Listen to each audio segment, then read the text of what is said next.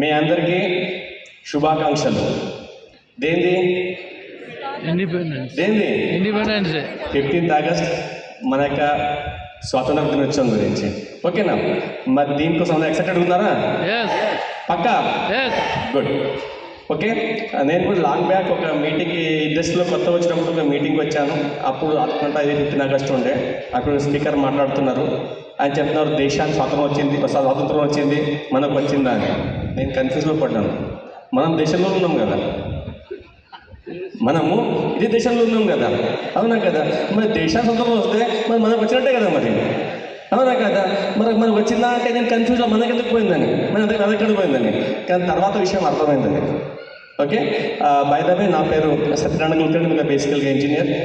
Part టైమ్గా ఇండస్ట్రీలో వచ్చి చాలా సక్సెస్ఫుల్గా బిజినెస్ని బిల్డ్ చేస్తూ ఉన్నాం. ఇక విషయానికి వస్తే అప్పట్లో ఆంగ్లేయులు మొఘలేయులు అందరూ కూడా మన దేశాన్ని పాలించింది, అవునా కదా? అంటే స్వతంత్రం రాకన్నా ముందు, స్వతంత్రం వచ్చిన తర్వాత తేడా ఏంటంటే అప్పుడు ప్రతిదీ కూడా ఇంకోళ్ళు చెప్పింది మన దేశం మొత్తం నడుచుకోవాల్సిందే. స్వతంత్రంగా ఏది కూడా చేసుకునే అవకాశం ఉండేది కాదు, అవునా కదా? వాళ్ళు ఏం చేస్తే నడుచుకోవాల్సి వస్తుంది అన్నట్టు. బట్ ఈరోజు ఆ రోజుల్లో కొంతమంది స్వతంత్ర సమరయోధులు బాగా పోరాడి, వాళ్ళకి ఏమిటి తెలియదు కానీ ఆ రోజు కష్టపడి ఎన్నో సత్యాగ్రహాలు చేసి సాధించారు స్వతంత్రాన్ని. దాని యొక్క ఫలితాలని మనం అందరం ఈరోజు ఆ పోరాటం లేకుండానే అనుభవిస్తున్నాం, అవునా కదా? ఓకే, కొంచెం రెస్పాన్స్ కావాలా?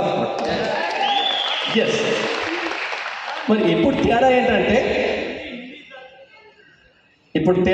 ముష్కిల్ हो जाएगा दो మిక్స్ కర్నా, ठीक है? ఇప్పుడు తేడా ఏంటంటే, ఇప్పుడు చూడండి, ఇప్పుడు నాకెక్కడ కనిపించిందంటే తేడా అంటే, ఇప్పుడు చూడండి, అప్పుడు జాబ్ చేసేవాడిని, मैं जॉब करता था, ठीक है? చూడండి, పొద్దున్న లేవగానే ఎంతమందికి పొద్దున్న లేవగానే జాబ్కు పోవాలంటే संतोषंगा इंटरेस्ट ఉంటుంది. कितने लोगों को जॉब को जाना बहुत अच्छा लगता है? सुबह उठते जाके good morning sir, yes sir बोलना कितना लोगों को अच्छा लगता है? हाथ उठा सकते हैं? ఎవరు చేయలేకపోవట్లేదు అంటే ఎవరికి కూడా సంతోషం లేదు జాబ్కి పోవడం అనేది, అవునా కదా? మన స్వతంత్రం ఉన్నట్టు లేనట్ట? మరి స్వతంత్రం లేనంటే, అవునా కదా? ప్రతిసారి శాలరీ వస్తుంది, ఆ శాలరీ సరిపోదు. ప్రతిసారి ఇంకోళ్ళ దగ్గర డబ్బు కోసం మనం దానికి ఏమంటారు, బదులు తీసుకోవాల్సిందే, హ్యాండిల్ తీసుకోవాల్సిందే, అవునా కదా? మరి ఆర్థికంగా స్వతంత్రం ఉన్నట్ట లేనట్టే కదా మరి. ఆ తర్వాత ఏదైనా పెళ్ళికి పోవాలన్నా, చుట్టాలికి పోవాలన్నా లీవ్ కావాలా? ఇష్టం వచ్చినప్పుడు పోయే అవకాశం ఉందా? లేదు. ఇప్పుడు స్వాతంత్రం ఉందా లేదా? లేదు, అవునా కదా? మన పిల్లల్ని మంచి స్కూల్ చదివించాలా? దానికి మంచి ఫీజు కావాలా? అది కట్టలేకుండా ఒక చిన్న మన బడ్జెట్కు తగ్గట్టు స్కూల్ చదివిస్తున్నాము అంటే అక్కడ మన పిల్లలు చదివించే స్వాతంత్రం మనకు ఉందా లేదా? లేదు. దేశం, ప్రపంచం చాలా పెద్ద విశాలమైంది, అవునా కదా? కానీ ఆ దేశాలు చూసి రావాలని ప్రతి వాళ్ళు కోరిక ఉంటుందా ఉండదా? అవునా కదా? కానీ చాలామంది అక్కడ వెళ్ళలేరు, చూడలేరు, పోలేరు. ఎందుకని? అక్కడ టైం ఉండదు, డబ్బు ఉండదు. స్వాతంత్రం ఉందా లేదా? ప్రతిదీ కూడా క్వశ్చన్ మార్కే. అంటే ఆ రోజు నాకు అర్థమైంది, మనం స్వతంత్ర దేశంలో కూడా మనం స్వతంత్రంగా లేమని. ఓకే, దానికి ఏం అడ్డం వస్తుంది? బాగా డబ్బు అనేది అడ్డం వస్తుంది అన్నట్టు. అప్పుడు ఈ బిజినెస్ అర్థమైంది, ఒకవేళ ఈ బిజినెస్ని పార్ట్ టైంగా మొదలుపెట్టి డబ్బుతో ప్రమేయం లేకుండా గట్టి కష్టపడితే ఒక 2-3 సంవత్సరాల్లో మీరు ఆర్థిక స్వాతంత్రాన్ని పొందిన తర్వాత, ఇది దేశం స్వాధించిన స్వతంత్రాన్ని పూర్తి స్థాయిలో మనం వచ్చే తరం కూడా అనుభవించే అవకాశాన్ని ఈ బిజినెస్లో ఉన్నారట. ఆ విషయంలో నాకు అర్థమైంది కావచ్చు. అట్లా 2 ఏళ్ళు కష్టపడ్డందుకు, ఓకేనా, ఈరోజు చాలా పీస్ ఆఫ్ మైండ్తో హ్యాపీగా ఆ స్వాతంత్రాన్ని పూర్తిగా అనుభవిస్తున్నాం. ఎందుకంటే ఈరోజు మా లైఫ్లో డబ్బు ప్రాబ్లం కానీ, బాస్ ప్రాబ్లం కానీ ఎక్కడా లేదు. ఎప్పుడు లేవాలా, ఎప్పుడు పడుకోవాలా, ఎక్కడికి వెళ్ళాలా, ఎవరి దగ్గర వెళ్ళాలా, ఎవరి దగ్గర వెళ్ళొద్దు, ఏం చేయాలా, ఏం చేయొద్దు, పిల్లల్ని ఏ కాలేజీ పంపించాలా, నేను ఏ పెళ్ళికి పోవాలా, ఎక్కడ పోవాలా, ఏం చేయాలో పూర్తి ఈరోజు నా అధీనంలో ఉంది. స్వాతంత్రం పొందినట్టే కదా మరి. ఒకవేళ మీకు కూడా అలాంటి స్వాతంత్రమే కావాలనుకుంటే జస్ట్ ఈ బిజినెస్ని మనస్ఫూర్తిగా దీనికి పని చేయండి, దాన్ని పొందొచ్చు.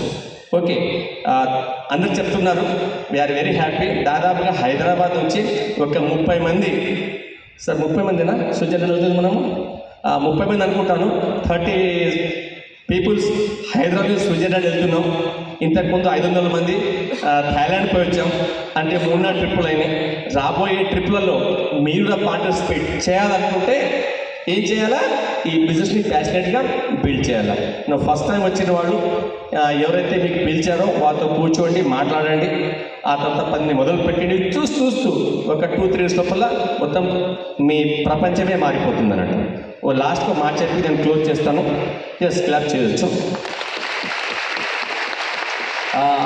చాలా లీడర్స్ చెప్తున్నారు ఇక్కడ, ఛాలెంజ్ అండి 175 days, ఆ తర్వాత 170 days, అంతా 1000 మంది ప్లాన్ అండి. ఓకేనా, ఈ మీటింగ్ అవ్వగానే ఎవరైతే పిలిచారో వాళ్ళతో కూర్చొని ఆ సింపుల్ ఒక 10 నిమిషాల ప్లాన్ నేర్చుకొని ఈ 170 రోజులలో 1000 మందికి ఈ విషయాన్ని మీరు చెప్పగలిగితే, ఒక 10 నిమిషాలు 15 నిమిషాల ప్లాన్ ఒక 1000 మందికి 170 రోజుల్లో చెప్పగలిగితే మీ ఇన్కమ్ లక్షల్లో ఉంటుందన్నది. మరి లక్షల్లో వస్తే మరి ఆర్థికంగా మీరు స్వతంత్రం అన్నట్ట అయినట్టే కదా. ఓకేనా, ఇప్పుడు లీడర్ చెప్తున్నారు 1000 మందికి ప్లాన్ చూపిస్తే 5 లక్షలు వస్తాయని. విన్నారా? అది శ్రీనివాస్ చెప్పారు అనుకుంటాను నేను.